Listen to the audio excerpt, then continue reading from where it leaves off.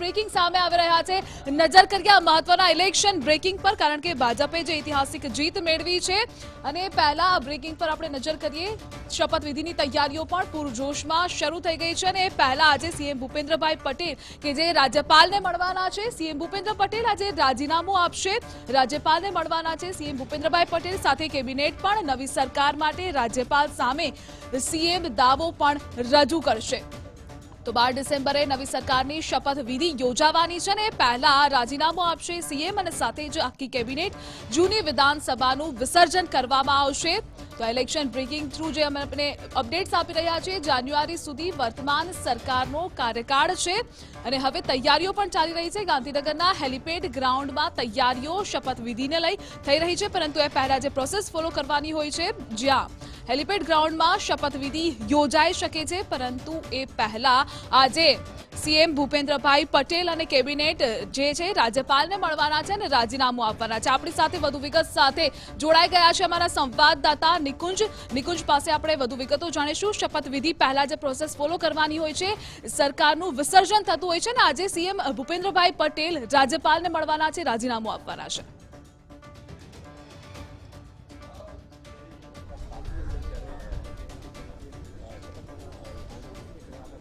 जी, एक प्रोसीजर जे छे तेने फॉलो करवानी होय छे ने ते ज अंतर्गत आजे मुख्यमंत्री भूपेन्द्र पटेल जे छे ते राजीनामु राज्यपालने सोंपशे अने राज्यपाल त्यारबाद तेमने केरटेकर सरकार तरीकेनी जवाबदारी आपशे। धारासभ्य दळनी बेठक बाद नवी सरकार माटेनो फरीथी राज्यपाल समक्ष दावो रजू करवामां आवशे अने त्यारबाद शपथविधि योजाशे। અહીં હું આપને રાજભવન જે છે તેના દ્રશ્યો બતાવીશ કે જ્યાં થોડા સમય બાદ મુખ્યમંત્રી ભૂપેન્દ્ર પટેલ અને તેમની સાથેના અન્ય બે મંત્રીઓ જે છે તે રાજ્યપાલને મળવા માટે પહોંચશે। તેમનો સમય માંગવામાં આવ્યો છે। મુખ્યમંત્રી રાજીનામું આપશે। મુખ્યમંત્રી રાજીનામું આપવાની સાથે જ તેમના મંત્રીમંડળ પણ જે છે તે આપોઆપ બરખાસ્ત થઈ જતું હોય છે। એનો મતલબ એ કે સરકાર જે છે તેનું પૂરું રાજીનામું પડી જતું હોય છે। ત્યારબાદ રાજ્યપાલ તેમને કેરટેકર સરકાર તરીકેની જવાબદારી આપશે, એટલે કે કાર્યકારી સરકાર તેવી જવાબદારી સંભાળી શકે તે માટેની જવાબદારી તેમને હશે ને ત્યારબાદ નવી સરકાર માટેનું સંભવિત રીતે 11 તારીખે ધારાસભ્ય દળની બેઠક મળશે। આપ જોવો છો તે પ્રકારે પ્રદેશ અધ્યક્ષ સહિતના નેતાઓ જે છે તે હવે રાજ્યપાલ પાસે પહોંચશે। તેમની પાસે સમય માંગવામાં આવ્યો છે। મુખ્યમંત્રી પણ પહોંચવાના છે। આપ જોવો છો તે પ્રકારે ચહલ પહેલ જે છે તે શરૂ થઈ ચૂકી છે। હર્ષ સંઘવી જે છે તે પણ અત્યારે પહોંચ્યા છે। આપ દ્રશ્યની અંદર જે જોવો છો તેમાં તેઓ રાજ્યપાલને મળશે, મુખ્યમંત્રી પણ મળવાના છે। પંકજ ભાઈ પણ છે, દંડક છે, સાથે જ પૂર્વ મંત્રી રહી ચૂકેલા એવા પરમાર પણ સાથે છે ને મુખ્યમંત્રી પહોંચી ગયા છે। મુખ્યમંત્રી હવે રાજ્યપાલને મળશે, જ્યાં તેઓ રાજીનામું આપશે અને રાજીનામું આપ્યા બાદ જ્યારે ધારાસભ્ય દળની બેઠક મળશે ત્યારે નવી સરકાર રચવા માટેનો દાવો જે છે તે કરવામાં આવશે। મુખ્યમંત્રી પહોંચી ગયા છે। અત્યારે આ સરકાર બનાવવા પહેલાનું રાજીનામું હોય છે કે જેમાં સરકાર રચતા પહેલા જૂની સરકાર જે છે તે રાજીનામું આપતી હોય છે। નવી સરકાર બને તે પહેલા રાજ્યપાલ કેરટેકર સરકાર તરીકેની જવાબદારી જે છે તે ભૂપેન્દ્ર પટેલ અને તેમની સરકારને આપશે અને જ્યારે નવી સરકાર રચાઈ જશે ત્યારે પૂર્ણ રીતે તેમની જવાબદારી જે છે તે પૂર્ણ સરકાર તરીકેની બનશે। પરંતુ હાલ કેરટેકર સરકાર તરીકે તેઓ કાર્યરત રહેશે જ્યાં સુધી નવી સરકાર જે છે તે નથી બની જતી। અત્યારે મુખ્યમંત્રી પહોંચ્યા છે રાજ્યપાલને રાજીનામું આપવા માટે, સાથે મંત્રી ઋષિકેશ પટેલ, ગૃહ રાજ્યમંત્રી પણ જોવાય છે, દંડક પંકજ દેસાઈ, સાથે પ્રદીપ પરમાર મંત્રી પણ અત્યારે અહીં પહોંચ્યા છે। આ તમામ મંત્રીઓ સાથે મુખ્યમંત્રી જે છે તે રાજીનામું આપવા માટે રાજ્યપાલ પાસે અત્યારે હાલ પહોંચી રહ્યા છે ને થોડા સમય બાદ તેઓ રાજીનામું સુપ્રત કરશે અને રાજ્યપાલ પણ જે છે ત્યાં રાજીનામું સ્વીકાર્યા બાદ કેરટેકર સરકાર તરીકેની જવાબદારી આપશે। 11 તારીખે ધારાસભ્ય દળની બેઠક મળશે, જેમાં પક્ષના નેતા તરીકેની ચૂંટણી થશે। પક્ષના નેતા બાદ સિનિયર નેતાઓ સાથે રાજભવન ખાતે પહોંચશે અને નવી સરકાર બનાવવા માટેનો દાવો રજૂ કરાશે। આ એક વૈધાનિક પ્રોસેસ છે જે પ્રોસેસ અનુસરવાની હોય છે। સામાન્ય રીતે રાજીનામું આ નવી સરકાર બનાવવા પહેલાનું રાજીનામું છે, જેમાં મુખ્યમંત્રી હાલ રાજભવન ખાતે પહોંચ્યા છે। જી નિકુંજ, આપ અમારી સાથે જોડાયેલા રહેજો. સતત આપની પાસેથી પણ અપડેટ્સ અમે પ્રાપ્ત કરતા રહીશું, મેળવતા રહીશું. વધુ એક ઇલેક્શન બ્રેકિંગ સામે આવી રહ્યા છે. નજર કરીએ આ મહત્વના ઇલેક્શન બ્રેકિંગ પર. તો રાજનીતિના દરેક સમાચાર ગુજરાત ફર્સ્ટના ઇલેક્શન બોર્ડરૂમ થ્રુ અમે આપના સુધી પહોંચાડતા હોઈએ છીએ. હાલ જે શપથવિધિની તૈયારીઓ છે પૂરજોશમાં થઈ રહી છે. હેલિપેડ ગ્રાઉન્ડ ખાતે તૈયારીઓ થઈ રહી છે.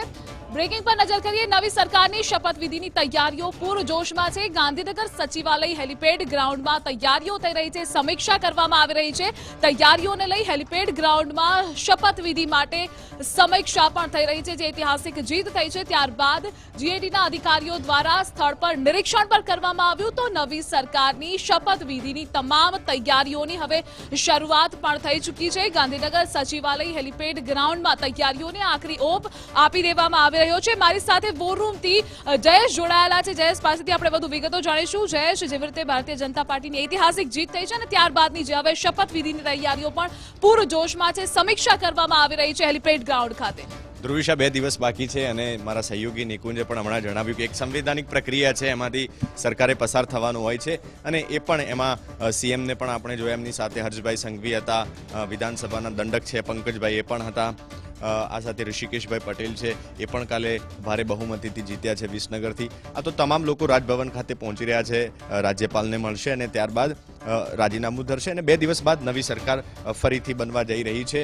અને એના માટે થઈને જે તૈયારીઓ છે ગાંધીનગરના હેલિપેડ ખાતે એ કરી દેવામાં આવી છે. જીએડીના જે ગુજરાત સરકારના એડમિનિસ્ટ્રેટિવ અધિકારીઓ છે એ એમના દ્વારા નિરીક્ષણ પણ કરવામાં આવી રહ્યું છે. તૈયારીઓને લઈને 3 સ્ટેજ છે એ બનાવવામાં આવશે અને 3 સ્ટેજમાંથી એક સ્ટેજ ઉપર ભાજપના જે કેન્દ્રીય નેતાઓ છે, દિગ્ગજ નેતાઓ છે, જેમની આગેવાની હેઠળ આ ચૂંટણી લડાઈ છે અથવા તો જેમણે અહીંયા ગુજરાતમાં આવીને સભાઓ ગજવી છે, એ તમામ લોકો પણ 12 તારીખે અહીંયા જોવા મળશે. અને આસપાસ જે બંને સ્ટેજ હશે એમાં એકમાં ભાજપના જે સ્થાનિક નેતાઓ હશે એ હશે, નવા ચૂંટાયેલા જે ધારાસભ્યો છે એ પણ હશે અને ખાસ સાધુ સંતો પણ એ સ્ટેજ ઉપર હશે. કારણ કે ભાજપનું આપણે ઘણા સમયથી જોતા આવ્યા છીએ કે જ્યારે પણ આવો કોઈ મોટો સમારોહ હોય ત્યારે સાધુ સંતોને પણ ભાજપ વિશેષ મહત્વ આપે છે અને એમના આશીર્વાદ લેવા માટે એમનું પણ માન સન્માન જળવાય અને એક ભારતીય સંસ્કૃતિ પણની જે પરંપરા છે એ પણ જળવાઈ રહે માટે સાધુ સંતો પણની એમની પણ ત્યાં વિશેષ ઉપસ્થિતિ હશે. સાથે નવી સરકાર છે એ 12 ડિસેમ્બરે બનવા જઈ રહી છે અને અગાઉથી જ બધાને ખબર જ છે કે જ્યારે નરેન્દ્રભાઈ ગુજરાતમાં આવતા અને સભાઓને સંબોધતા ત્યારે કહેતા કે નરેન્દ્ર ભૂપેન્દ્ર, એટલે મુખ્યમંત્રી પણ એઝ ઇટ ઇઝ જ રહેવાના છે. પણ મુદ્દાની વાત એ છે કે તમામ તૈયારીઓ છે એ હાલ પૂરજોશમાં ચાલી રહી છે અને 12 ડિસેમ્બરે ફરી એક વાર ભાજપ ઉત્સવ મનાવશે અને નવી સરકાર બનાવશે. પૂછવા માંગીશ જો કે તૈયારીઓ વિશે તો આપણે વાત કરી કે તૈયારીઓ પૂરજોશમાં અત્યારે ચાલી રહી છે, પરંતુ હાલ ભૂપેન્દ્રભાઈ પટેલ અને સાથે જ અનેક મંત્રીઓ છે કે જે રાજ્યપાલને મળવા ખાતે પહોંચ્યા છે. તો હવેની જે થોડી પ્રોસેસ છે એ આપણે અગેન એકવાર સમજાવી દઈએ. એમાં ધ્રુવિશા, જેમ મેં આપને પહેલાં પણ કહ્યું કે જ્યારે સરકાર નવી બનાવવાની હોય ત્યારે રાજ્યપાલને મળી અને જે સરકાર છે એ સંવૈધાનિક પ્રક્રિયા છે એ પ્રક્રિયા સરકારે પૂરી કરવાની હોય છે, એમાંથી પસાર થવાનું હોય છે અને રાજીનામું છે એ રાજ્યપાલને ધરવાનું હોય છે અને દાવો કરવાનો હોય છે ફરીથી સરકાર બનાવવા માટે. તો એના માટેની જે વિઝ્યુઅલ્સ છે આપણે ગુજરાત ફર્સ્ટની સ્ક્રીન પર આપણે બતાવી રહ્યા છીએ કે મુખ્યમંત્રી સમય થયો છે અત્યારે 12 વાગતા એ પહોંચી ગયા છે. એમની સાથે ગૃહમંત્રી છે હર્ષભાઈ સંઘવી, એ પણ ભારે બહુમતીથી જીતીને આવ્યા છે. એટલે ઋષિકેશભાઈ પટેલ છે વિસનગરથી, એ પણ સારી બહુમતી મેળવીને જીતીને આવ્યા છે અને એમની સાથે પંકજભાઈ દેસાઈ છે, દંડક છે, એ પણ છે.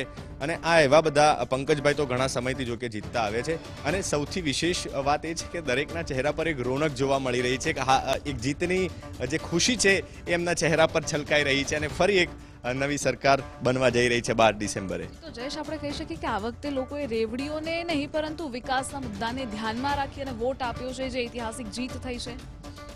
ધ્રુવિશા, એ કદાચ આપણે લોકો ઉપર છોડી દેવું જોઈએ કારણ કે મુદ્દાઓ તો ઘણા બધા હતા. વિપક્ષ ઘણા બધા મુદ્દાઓ લઈને આવ્યું. મોંઘવારીનો મુદ્દો હતો, શિક્ષણનો મુદ્દો હતો, આ સાથે હેલ્થનો મુદ્દો હતો, સરકારી કર્મચારીઓ જે આંદોલનો કર્યા એમનો મુદ્દો હતો. જ્યારે સરકારી કર્મચારીઓ આંદોલનો કરતા એટલે વિપક્ષો બધા એક થઈ જતા અને કહેતા કે સરકાર તો સરકારી કર્મચારીઓનું સાંભળતી નથી.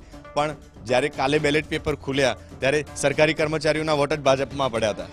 એટલે આ બધા મુદ્દાઓ ક્યાંક આપણે એવું કહી શકીએ કે કામ નથી કરી શક્યા, લોકોને ઇફેક્ટ નથી કરી શક્યા, લોકો આ મુદ્દાઓની સાથે કનેક્ટ નથી થઈ શક્યા અને પબ્લિકે ભાજપ પર ભરોસો મૂક્યો છે અને કોંગ્રેસ જે કહેતી હતી કે અમારું કામ બોલે છે પણ લોકોએ એવું ડિસાઈડ કર્યું છે કે ભાજપનું કામ બોલે છે.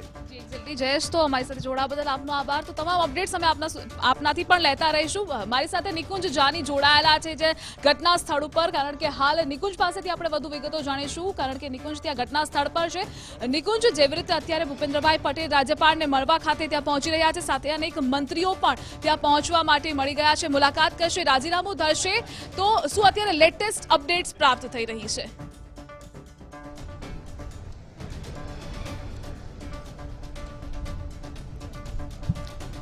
મુખ્યમંત્રી ભૂપેન્દ્ર પટેલ, ગૃહ રાજ્યમંત્રી હર્ષ સંઘવી, ઋષિકેશ પટેલ અને પ્રદીપ પરમાર સાથે દંડક પંકજ દેસાઈ, આ 5 લોકો અત્યારે હાલ રાજ્યપાલને મળવા માટે પહોંચ્યા છે.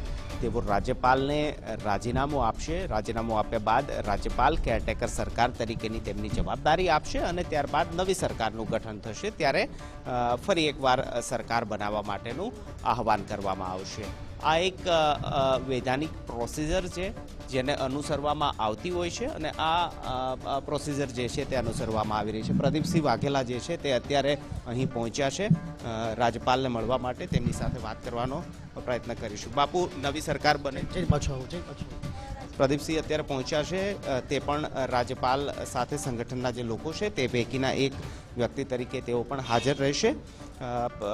મુખ્યમંત્રી રાજીનામું આપતા હોય છે, કારણ કે જો સરકાર બદલાની હોય તો પણ રાજીનામું આપવું પડે અને જો સરકાર નવી રચવાની હોય તો પણ રાજીનામું જે છે તે ઓફિશિયલ પ્રોસેસ પ્રમાણે આપવાનું થતું હોય છે. રજનીભાઈ પટેલ પણ અત્યારે અહીં પહોંચ્યા છે, તેમની સાથે પણ વાત કરવાનો દાવો કરવાનો રહેશે. શું લાગી રહ્યું છે, કયા કયા ચહેરાઓને પ્રાધાન્ય મળશે? એવું તો અત્યારે નક્કી થશે પછી મીટિંગમાં ત્યારે. પણ દાવો થઈ રહ્યો છે, આજે દાવો કરી રહ્યા છે.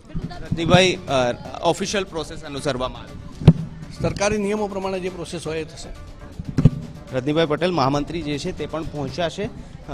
તે કહી રહ્યા છે કે સરકારી પ્રોસેસ જે છે તે અનુસરવામાં આવી રહી છે અને આ પ્રોસેસ પ્રમાણે અત્યારે હાલ મુખ્યમંત્રી પહોંચ્યા છે જે રાજીનામું આપશે. રજનીભાઈ પણ અત્યારે રાજભવનની અંદર પહોંચી રહ્યા છે. નવી સરકાર સંભવિત રીતે રચવા માટેનું આહવાન જે છે તે 11 ડિસેમ્બર આસપાસ કરવામાં આવે છે, કારણ કે 10 ડિસેમ્બરે આવતીકાલે કમલમ ખાતે ધારાસભ્ય દળના જે ધારાસભ્યો છે તેમની ધારાસભ્ય દળની બેઠક મળવાની છે, જેની અંદર પક્ષના નેતા તરીકે મુખ્યમંત્રીનો ચહેરો નક્કી કરવામાં આવશે. આ મુખ્યમંત્રીનો ચહેરો નક્કી થયા બાદ ફરી એકવાર રાજ્યપાલનો સમય માંગવામાં આવશે. નવી સરકાર બનાવવા માટેનું દાવો જે છે તે રજૂ કરવામાં આવશે કે અમારી પાસે આટલા ધારાસભ્યોનું સંખ્યાબળ છે, બહુમતી છે અને તેના આધારે રાજ્યપાલ નવી સરકાર બનાવવા માટેનું તેમનું આહવાન સ્વીકારશે, નવી સરકાર બનાવવા માટેની આદેશ કરશે અને ત્યારબાદ શપથવિધિ જે છે તે 12 ડિસેમ્બરે બપોરે 2 વાગે યોજાશે. જે પ્રોસિજર છે તે અનુસરવામાં આવી રહી છે અને તેના જ ભાગરૂપે રાજ્યપાલ છે તેમને મળવા માટે મુખ્યમંત્રી અને અન્ય મંત્રીઓ જે છે તે હાલ રાજભવન ખાતે પહોંચ્યા છે અને તમામ ઓફિશિયલ પ્રક્રિયા હાલ ચાલી રહી છે. જી નિકુંજ, સમગ્ર માહિતી બદલ આપનો આભાર. તો